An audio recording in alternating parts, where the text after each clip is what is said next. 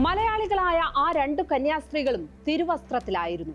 ജപമാല കഴുത്തിലുണ്ടായിരുന്നു. അവർ കന്യാസ്ത്രീകളല്ല എന്ന നാട്യം ഒരിടത്തും ഉണ്ടായിരുന്നില്ല.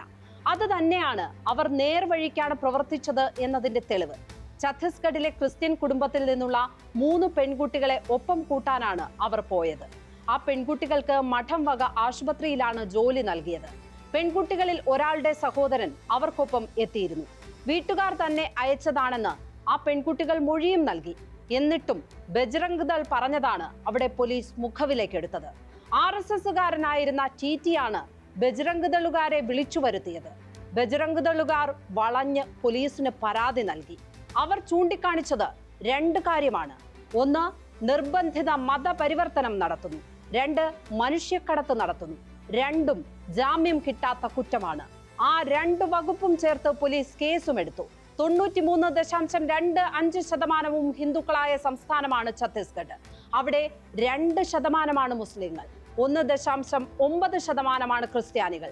93% വരുന്ന ഹിന്ദുക്കളെയും ഒന്നിപ്പിച്ചു നിർത്താൻ ഉപയോഗിക്കുന്ന ഇരകളാണ് 2% വീതം വരുന്ന ക്രിസ്ത്യാനികളും മുസ്ലിങ്ങളും.